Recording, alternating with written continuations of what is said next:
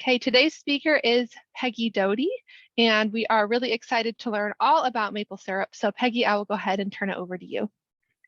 Thank you, Erin, and thank you so much for racing in. Erin is my guardian angel on all things technology when it comes to webinars, and she's kind of my crutch, I'm afraid. So I'm grateful that she just literally zoomed into her office in order to help us today and be available. So thanks tons to Erin. And she also presents, and there's some really, on those 39, there's some excellent webinars, and she's on there as well as most of our team and a few others. So we're going to get started. I'm leaving my video on just for a moment. It's nice to have a voice to a face. That's how I feel. Maybe you don't look, close your eyes if you don't want to. I will be turning my video off because my screens are switched.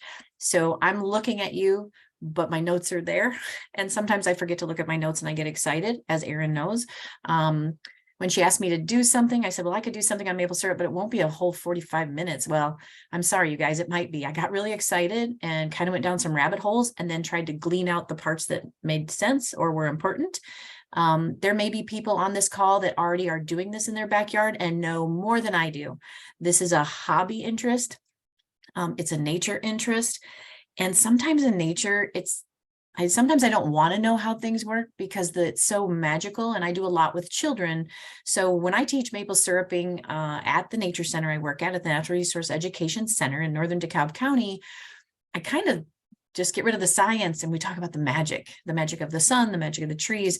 So you may find me just a little bit, if you're very scientific and are looking for really tiny tidbits, you can reach out to me and we can find it together, or you can tell me what you know, and I'd love to hear it. It's always good to share. So let's get started and see if this all works the way it's supposed to. And I'm going to switch over and get rid of my face and keep my volume. I do have a microphone. I know it's hard to hear me sometimes just because of my computer. So I'll try to speak up. And if my slides will just move, it would be fantastic. Oh, there we go. So first of all, and most importantly, I want to give a special thanks to our own Chris Evans. He's our Extension Forester Specialist, clear down in Dixon Springs. One of the things we have to do is make sure we have copyright privileges on photos. And sometimes that's really hard on a specific topic like this. And so I asked Chris, you don't happen to have some photos, do you? So I didn't have time because I used so many of them to tag all his photos. But I wanted to give him a special thanks for sharing to make my life easier for the first very webinar after the new year. It made it easier to get it completed. All right. So first and foremost, there are many maple trees. There are maple trees throughout the U.S., but we're going to focus on sugar maples. They're, according to the Forest Trees of Illinois book, which you can find through your extension office. We publish it down in campus. There are 7 maples. In that are box elders. Box elders are included in the Acer genus. So, but they have a compound leaf. Most of your maples are going to be similar to this sugar maple, and we probably all know it most and foremost because of Canada. Canada uses this, and it's very familiar. And I put it up here to show you, and if my thing works. I use little thermometers because temperature is going to be the key today when we talk about maple syruping. There are 5 pinnately lobed parts to a maple leaf, in this case, the sugar maple. The red maple kind of it's harder to see those bottom 2, but when I say they are pinnately lobed, now like a white oak is rounded like your earlobe, but this is considered pinnately lobed. So there's considered 5 lobes on these trees. And maple leaves, I feel, are one of those leaves that we know so well from childhood, right? And when you go a little farther, there are very few tree groups that have opposite branching. So your maple family, your ash family, your dogwood family, and then your horse chestnuts, which is basically horse chestnut and Ohio buckeye. Where their leaves meet the twig, they are directly opposite each other. Today, I actually had to take out a rotting silver maple. I didn't. I had tree people. Of course, they showed up today. I'm so grateful they're gone because they were right by my home studio where I'm speaking to you from. And I ran out, and I think they panicked because they're up there cutting, and I grabbed this piece of silver maple. And you can see those buds that are just waiting for sap to flow and to start feeding those little leaves that'll come out and grow the new growth. But opposite is just what it says. It's directly opposite. But this happens to be, like I said, this is a silver maple. There was a time my son, I work at the Natural Resource Education Center, and he's grown up there, and he came racing in because he was at work with me one weekend, and he found a maple stick on the ground. And sometimes they don't grow with that little bit of V, they grow directly across. So they look like a cross. And he came in with this perfect, 18-inch high cross. And he came in, he was like 9 years old, and he goes, "Mom, I was hiking and I found this." I said, "Oh, that's awesome." He goes, "It's a sign." And I didn't say any different. He was so excited. That maple stick hung in our house forever. And one day when he was older, he came to Maple Syrup Fest, which we had every first weekend in March. And he heard me explaining the opposite branching, and his face just went down. He's like, "It wasn't a sign, was it?" I said, "Well, if it was to you." So they can grow straight out as well. But I wanted to give you just a couple pictures to help you see that. So as we get started with syruping, this is where I work. It's not hard to go to work. It's right on the Kishwaukee River. And when I see this view, this is from my car window coming into the nature center, I know that the syrup is going to be awesome the next year, because this is the process. It's the beginning. It's when, if we had a good year, we are going to get an abundant amount of sap water, and sap water is what makes syrup. So this isn't something that just gets turned on and off. It takes creation. It takes sunshine and food production of all these leaves to give us this amazing gift. And it's not easy to get. And in a time in our world where everything is so quick, and we can get it, just with a click, I really appreciate that some things are a little more difficult to attain, because our graciousness for these things is so much higher. So that's where I go with it. And those who know me aren't surprised, right? So here's the sugar maple. I know there's maples, and there are actually some subspecies I noted to myself of sugar maples down south, but this is considered sugar maple distribution, thanks to the USGS here. And though that may change as our weather patterns change, for now, this is still considered. And if you'll notice how far it does or doesn't go into Canada, it's a real specific piece. Quebec and Ontario, Nova Scotia, they all get in on it, and quite frankly, produce a lot, right? So as you look at this area, I found some statistics on world's top export, and Canada in 2021 produced basically 85% of our maple syrup and sugar export that was exported, and the United States came in at 4.6. You have to remember, maple trees are global. So there's countries like the Netherlands and Denmark and Germany and France, the United Kingdom, etc. Clear down, and actually Turkey is in there at a tiny 0.06%. So it's not just us, but we and especially Canada, we got to give them credit, folks, are the big exporters. Global sales in 2021 from world's top exports data was global sales $555.2 million. So we pay for that syrup, right? It's expensive because it is a very, it's a difficult thing to gather. I mean, as we go, you'll see some of the tools are still somewhat primitive in the world of technology. And that 555.2 million is up from 2017, 54.1%. I didn't even go searching for why, other than how many people were home and feeling the need to reattach to things during that time. Maybe there was an interest in, I know there was a lot of interest in canning and preserving, and so maybe that came along with it. I don't know. It's my own little assumptions. So just a quick moment, the sap, remember the fall photo? That's the beginning. And those stored starch reserves from the fall, when spring comes, it starts to change to sucrose, right? And it's all based on the angle of the sun. So sap flow. Today in Northern Illinois, it is not moving. It is cold up here, and it keeps getting darker, and the sun is not shining. The trees are holding on. We've had some days where it was probably flowing, but today, not at all. So just to make it really simple, and it gets really, there's a lot of complicated theories out there, but I wanted to keep it simple. This makes sense to me. So the sapwood rises above 32 degrees, right below, right behind the bark inside the tree a little bit. All right. So it goes above 32 degrees, goes above freezing with the sun side. I will tell you from experience, it can be well above 32 degrees. If you tap the shady side of a tree, you're going to be sitting there watching nothing. So when it's warm, it truly does warm up the body of the tree, and it causes a positive pressure within the wood, making the sap move. When that internal pressure becomes greater than the atmospheric pressure, the sap will flow. It'll leak out of any hole. If a deer chewed on a branch over the winter, it'll drip out of the branches. I actually used to be a horse trail guide, and when the branches were broken, there was a few times where we would be literally walking along and there'd be some low maples, and you would see them just dripping out of the tips of the branches. Those were probably broken off by other people riding horses because they were too high maybe for the deer, but they do flow. It's kind of like if you get a cut, your blood stays put, but your blood is flowing. You get a cut and there's a path of least resistance, it's going to leak out.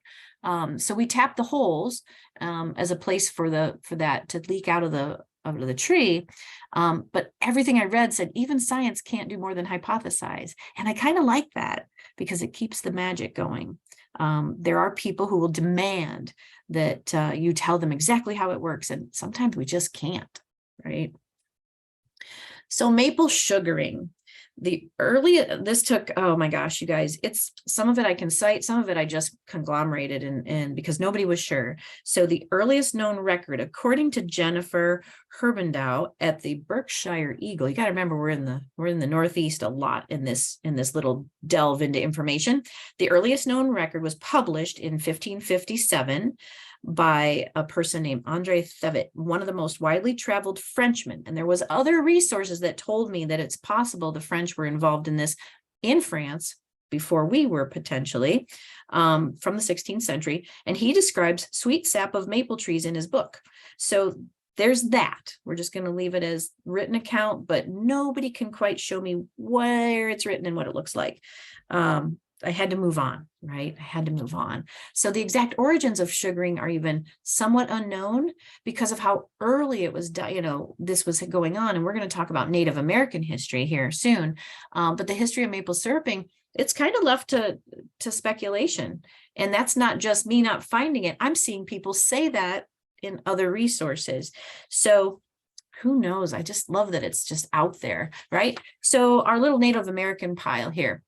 So the tribes that are in that maple tree designation from the map, a lot of times the Anishinaabe is a name given to all those groups, all the tribes in the area. It's kind of a self-designated, a lot of Algonquin speaking native tribes of Canada and northern US, and who've been in the sugar maple region this whole time. It also includes the Ojibwe, Chippewa tribes, Algonquin, Ottawa, the Mississauga, and the Nipissing, and Cree and Potawatomi. Yes, I have a list because that's a lot. So those tribes together often will refer to themselves as the Anishinaabe. So those tribes have stories. Anishinaabe, by the way, I looked it up and it actually just means original people or true people. So of that area. So I finally found the University of Vermont library.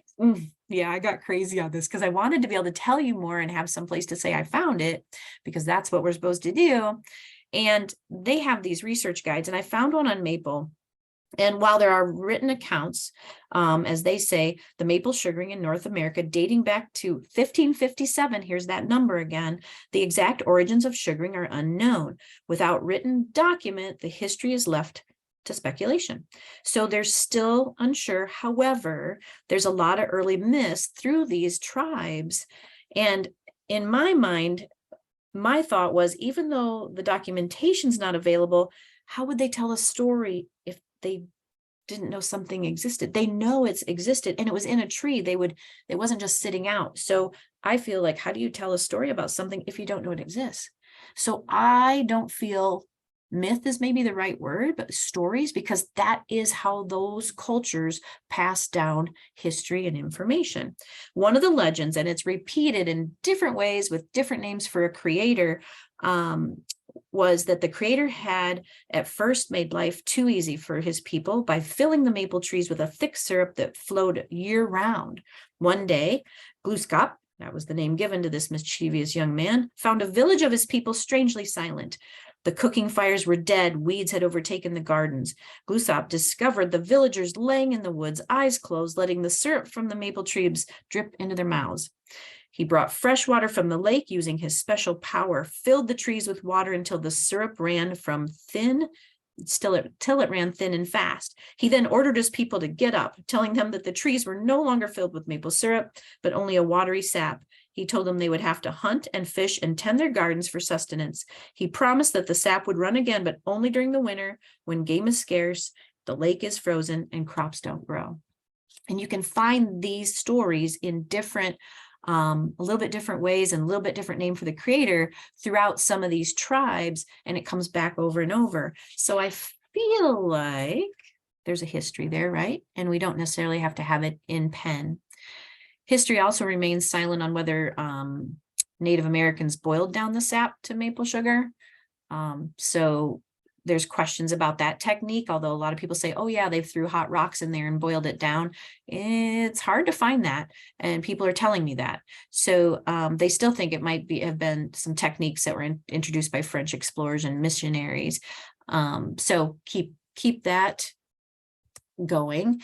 And shelf life. By the 1700s, Native Americans and European settlers alike were using iron and copper kettles to make sugar and syrup. So everybody's sharing, right? We share information. And that was definitely a way for them to create this and get it done quicker. I'm trying to look at my notes here. In 1775, oh, this was interesting. A young colonist was captured. I use this story with my kids at maple syruping. They said that Colonel Smith was adopted by a native tribe. They held him, right? There's a difference between adopted and kept and captured, but by a small group of natives in the region, what would be now Ohio. And he published his story, this piece of story, in a 1799 publication, which includes a description of how the Native Americans made sugar. And the excerpt from that description, he wrote, shortly after we came to this place, the squaws began to make sugar. We had no large kettles with us this year, and they made the frost in some measure supply the place of fire in making sugar. Their large bark vessels for holding stock water they made broad and shallow, and as the weather is very cold here, it frequently freezes at night in sugar time. And the ice they break and cast out of the vessels. I asked them if they were throwing away the sugar. They said no, it was water they were casting away. Sugar did not freeze at that quickly, at least. And there was scarcely any in the ice. They said I might try the experiment and boil some of it and see what I would get. I never did try it, but I observed that several times freezing, the water remained in the vessel, changed in color, and became brown and very sweet. This was 1799. They had the options of boiling down if they had the tools, right? But they were choosing at this point with him in Ohio to be freezing it, freezing the top in water, getting the water out of it. You'll also see that the Quakers and abolitionists, as an alternative to the West Indian slave produced cane sugar, they thought this was a better option to have sugar, syrup. And later sugar prices were reduced and sugar outweighed syrup for purchasing, but that's a whole nother thing. So in these late 1700s and early 1800s, maple sap was produced into maple sugar, granular sugar, solid blocks, and they have a really long shelf life. They're easily transported.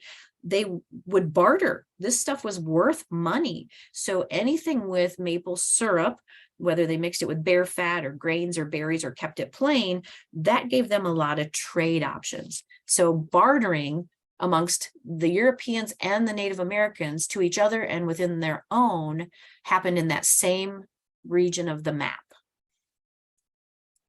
And I would guess they probably traveled outside of that, and people were probably darn excited, right?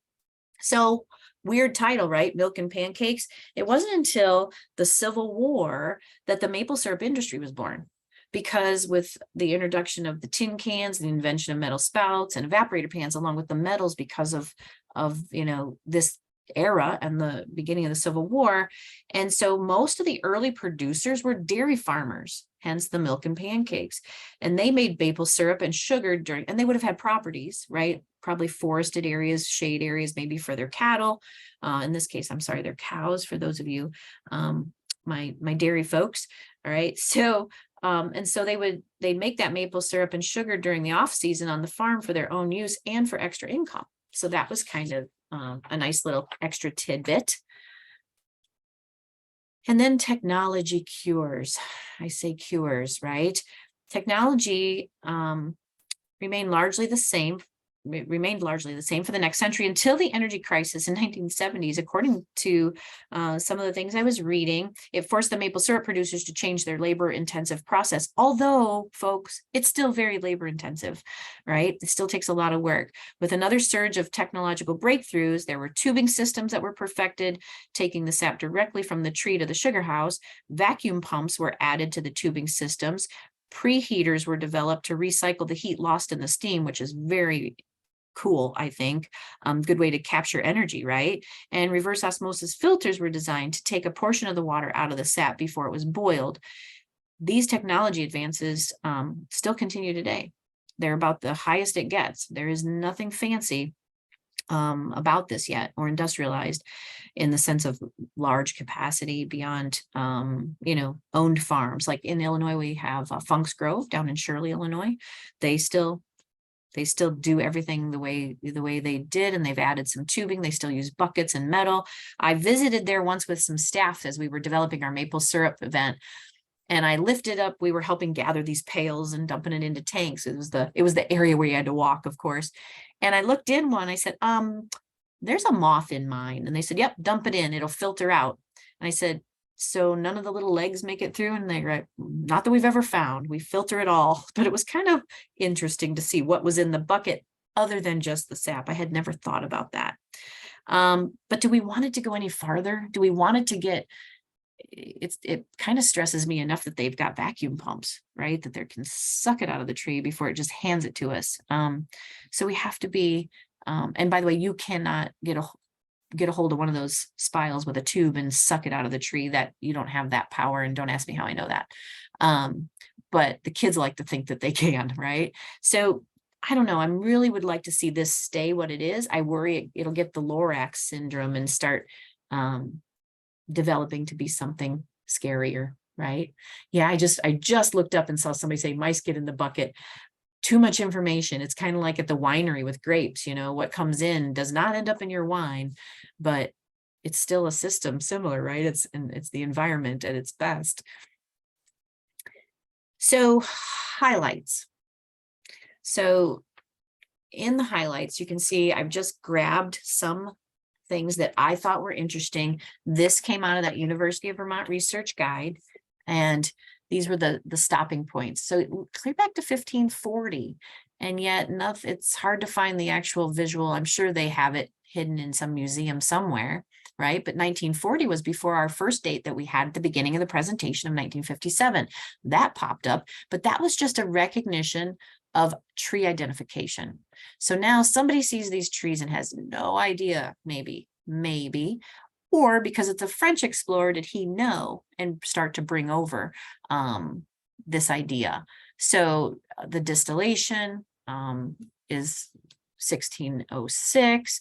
We're looking at the 1810 for the wooden spout. I had a wooden spout. I was truly hoping to find it. I made one out of elderberry, and it took a while, and I actually used my hand drill for my fire making to drill it out in the center, and it took a long time to have one piece, but it's kind of fun. I would never want to make tons of them. It's very time sensitive. But again, it's this written account was actually a French monk. So I don't know, France may have had the jump on us, but they definitely don't have what we have, right? see if I can get it changed. There we go. So a little bit of continued highlights. I tried to work it forward to pick out the big ones. So Sugar Shack's a place to actually separate from everything else, get a roof on it. 1850, the patents for, of course, somebody's going to be doing the engineering, right? We have to have engineers making things.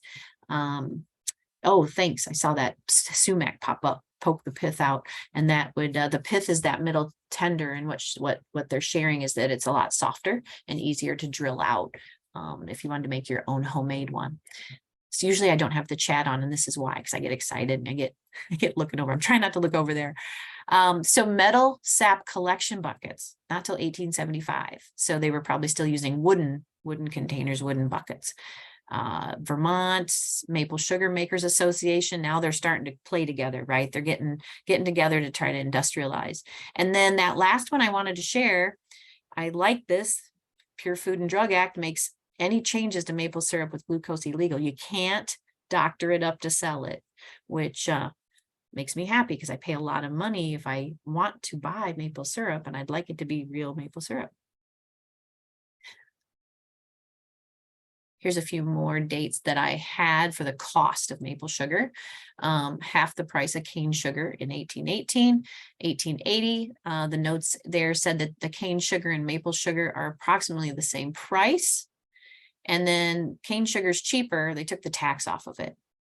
So it became cheaper. So people wanted cheaper sugar, which made it a little harder to sell your maple syrup, but at the same time, doesn't it make it a little more special? So peak maple production year, 40 million pounds. And then I put that was like where it really got going when that was reported to USDA. And then if you look at the 40-45, prices held steady during World War II. Just notes, folks, just notes. Kind of cool that it has documentation for something I thought was just a backyard simple thing to do, right? So I thought I'd throw this in. I found this on the export data page. Oh, I'm sorry. This one was National Agricultural Statistics Service. So look at those. That's this year. Vermont's still the winner. And I went back 2 years to 21 and 22, and New Hampshire and Pennsylvania kind of fight for that 4th place position all the time. So just depends on how the year was, the rain, so the climate has a huge thing, the amount of food the tree can make, which is the starch they're collecting. It really does have a lot to do with summer and fall the year before. That's a lot. Those are a lot of gallons. So currently, look at that. They're still using them. This is from Funk's Grove I think I took that. Yeah, because there's that little truck thingy behind there that we had to put them all on and move them and put new buckets up. Here's our tools for the Nature Center. So here, when we teach maple syruping, oh, there's my my little spile at the top, the little wooden one, sitting by the metal and the plastic spile. So the tiny bucket was just to put in the bucket that was too big. So you need a bucket, right? And the mallet. You're going to need measuring tape because you have to make sure the diameter of your tree can hold a tap, or can it hold 2 or 3 taps? We use jute to tie things on, but this killed me, right? And it is fun to watch the kids use that equipment. But here's one, and look what I added. Oh, there's another funny little arrow in there, but between the drill, the electric drill, it made a whole lot of difference in us getting accomplished and getting our job done for people. And we'd go out like every hour and a half and tap a new tree and collect sap water. But it was a time saver. So there's the bucket. We use water jugs. It's easier to tie to the spiles. Our spiles are, and I don't know if I'll be able to, if you can see my mouse, but our spiles are plastic. This metal one is an example one. There's my wooden one, but there's the spile. Tapping them in, and there is a definite sound when you're tapping in this spile, and we'll talk about the hole in a minute. You tap it, and the minute it's fully in there around the, and secured around the front end of that spile, you can tell by the sound of it that it's in. I can't explain it, but if you just tap, tap, thunk, you'll hear it. And it's definitely a defined sound. All right. So when you drill this, the recommendation is 5/16 inch drill bit, and the hole needs to be about 2.5, no more than 3 inches deep. The spile should not touch the back of the hole. That's why we have to go deeper than the spile, because again, folks, we're looking for that path of least resistance, right? You have to have a gap so it can flow into the void that you create. And then when that void fills up, it spills out through the spile. I don't like the angle. Some people put angles on theirs. I always tried to drill mine straight. An angle is not going to make a ton of difference. At least it hasn't in the past, but I keep wanting that person to straighten up that drill. So tap rates. So you can tap large trees more than once, but here's the ratio that you need. I'm sorry, the diameter. I could probably figure out the circumference if I had time, but 1 tap for every 10-inch tree. And you could, any tree over 10 inches in diameter, you can put a tap on it. Okay. But if it's beyond the 15-inch, you could put 2 and capture the sap running in 2 different places on the tree. 21 or larger, you can do 3. Why is there not 4? Because by the time you do 3, you're out of sunshine. On a 3-tap tree, you're getting morning sun, midday, and afternoon sun, but the back of that tree is not going to get sunshine. So really, I think a 4th one could be a complete waste of time. Personal opinion. Somebody out there may know differently, but that's why we stopped at 3. Everybody can help. Nothing's harder for me than that hand drill, which, because you're supposed to hold it steady, but you always want to turn the handle, not the middle. Anyway, people out there that have tried it are probably going, yes, it's a little bit of a hand-eye thing. But anybody can help, which makes it even more fun because everybody can be involved. So there's your tap hole. Okay, it's going to look just like, and if anybody out there wants to do this as a program for kids or families, that's how we did it. I will warn you ahead of time. If there's children on the hike out to a tree and you talk about the tree and you're touching the tree and then you put the drill up there, especially if it's a rechargeable drill, first have any child in the group who would like to hug the tree, hug it first. And they can say, this doesn't hurt at all, and it won't hurt you at all. Anything you can, because the first time I did it, the gasps that came out of this crowd of families from the little people when I started drilling a hole in the tree, I stopped and said, oh, we should probably hug the tree first.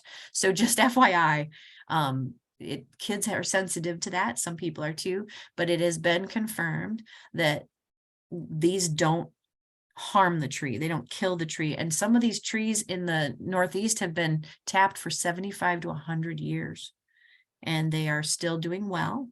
You do want to look at the tree during the growing season, make a decision on it, mark the ones you wanted to use, and maybe mark with something else. Do not tap this. We needed to have a break because it's not looking very healthy. You don't want to add a problem, because also when you pull your tap, you need to put a plug in there, a stick the size of the hole with your mallet, beat it in there so it's really tight. It'll still weep a little bit around it till the tree's done, moving sap for the leaves to grow.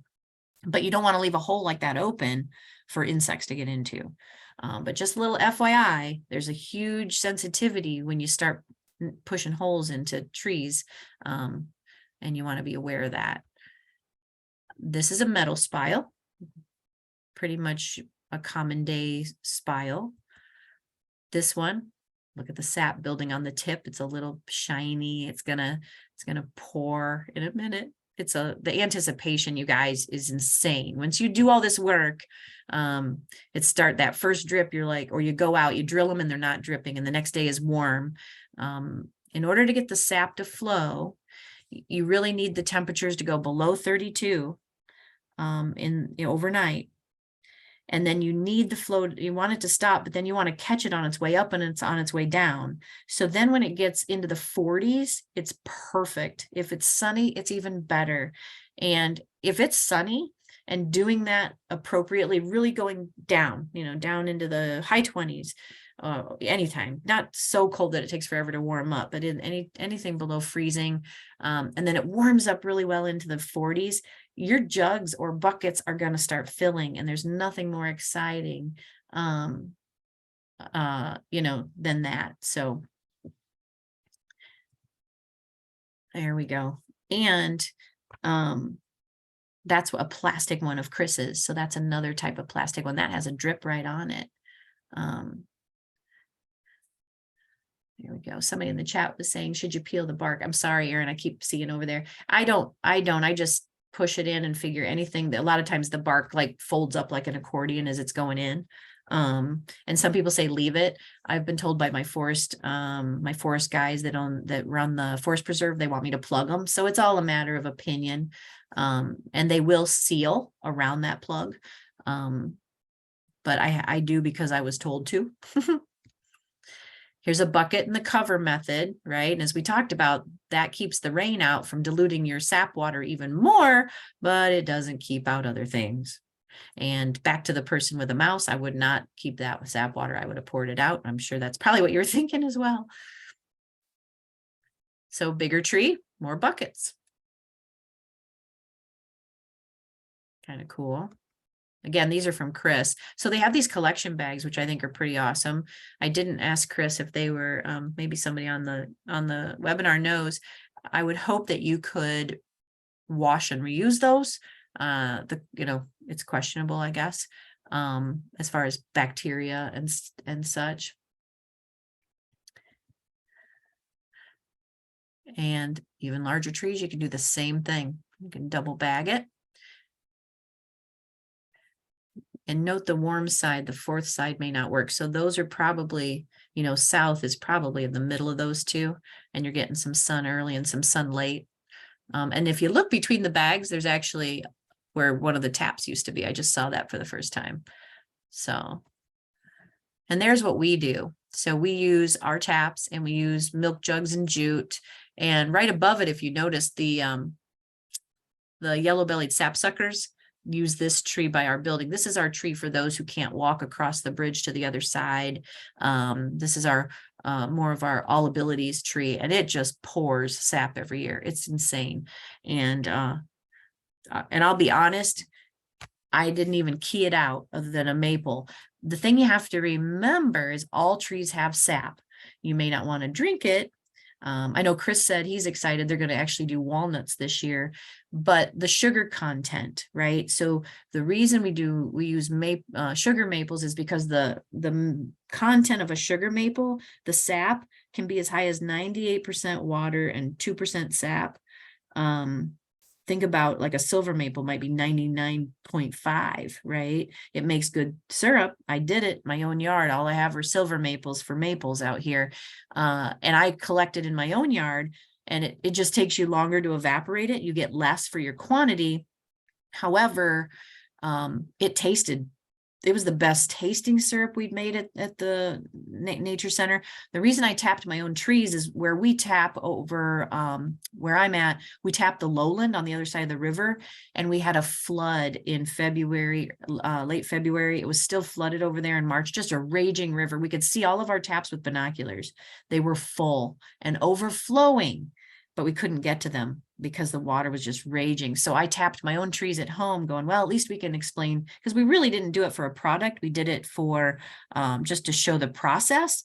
So we tapped them, and I got 10 gallons really quickly out of my trees, and we added that to what we had already gathered. And sure enough, it was amazing. It tasted really good. Again, the difference in the sugar content is the problem. Finished sugar maple syrup is only 33% water and 67% sugar. Like that's the average. So it just, on that note, I think I have a slide here. Yep. So it only took me 10 pictures to try to get a picture of this jug today, because I thought I should show you this. So it takes an average of 40 gallons of sugar maple sap to get 1 gallon of syrup, hence the price. And that's a lot of work to get it too. So if you ever want to make a cool display for an activity, I'm saying this to the group because there's some people on here I know that are master naturalists, master gardeners. You just want to have people gather their gallon jugs throughout the winter before you do a maple syrup program.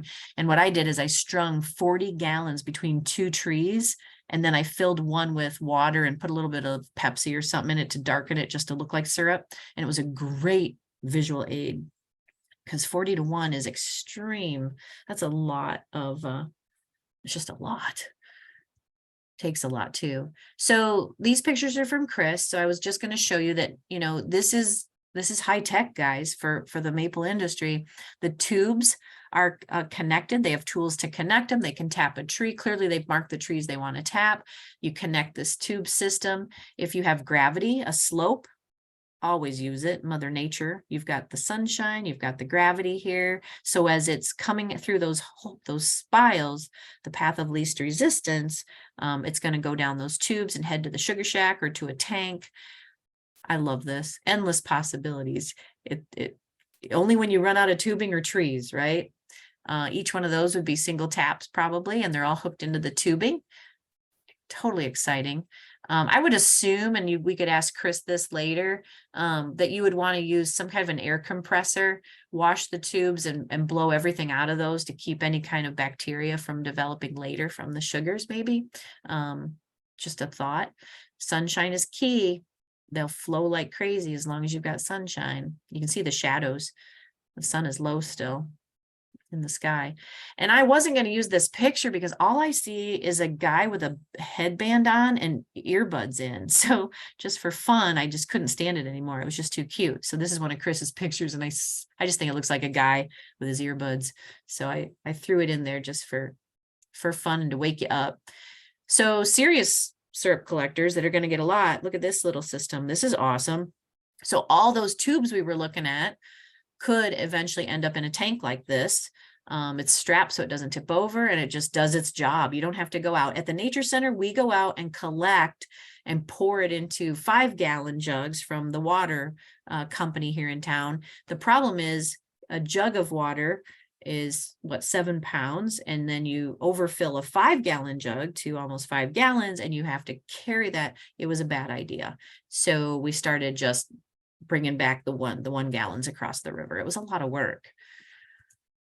So it looks like plain water, right? Because it's almost plain water. I don't taste a sweetness. I know I want to, but what I do notice, for lack of a better word, when we tap the trees, it's slippery. It's got this slipperiness to it. I would love to say it tastes like sugar, but I can't honestly say that. And it's not that it's bad. Some people, some of my older friends believe that it is helpful to the system, to drink it as a helpful supplement to your diet. And that was interesting to me. But somebody actually asked me if they could have what we had left that we didn't boil down one year, because he and his mother believe it's, very useful to keep their bodies in check. We'll just say that. Evaporator. So it's all evaporation.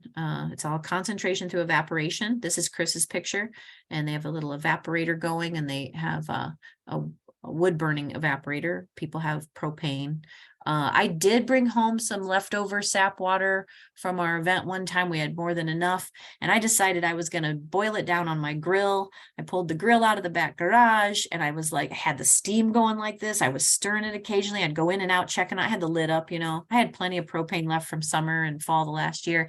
It was starting to turn this beautiful amber color, and I was standing out there, and I turned my head for a second. I heard this bloop, bloop. I'm like, bloop, bloop. What's bloop, bloop? And I'm looking, it's not boiling. I got to be careful not to turn it into sugar, right? And I'm like, what's blue? Oh no. And I saw something fading through my syrup water that was getting to be syrupy. And I looked up, and there was a European starling sitting on the soffit of the garage, and it had pooped in my syrup water that I'd been cooking down for hours.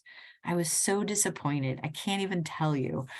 So pay attention where you're at. And the other thing is, don't do this in your kitchen if you have wallpaper, or do it in your kitchen if you want to get rid of your wallpaper. One of my staff members back in the day boiled it down in her mom's kitchen, and the wallpaper started to peel because it's just all that humidity, right? So FYI, I better share that so you don't go home and do that. Hydrometers are used, right? Hydrometers will sync to the line that indicates the current sugar concentration in the sap. So those are extra helpful. Also, when you're boiling it, what they recommend is that you go 7 for syrup. So I would guess that beyond that is the sugars and the rock candy you might create.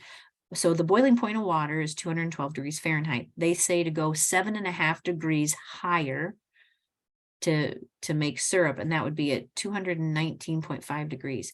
Now that is just in a couple, that's in a few resources on how to hobby it. So if somebody has other thoughts and it didn't work for them, we never measured the temperature of ours at the nature center. We just cooked it down until it was probably not as thick as it could be, so everybody could take a spoonful and try it. We had a tendency, because we had an open fire, ours might have been a little fibery with a little bit of ash in it. Nobody seems to care. If you fed that to a kid at a table, they wouldn't touch it. Out in the woods, they're like, give me a spoon. And everybody gets a spoonful.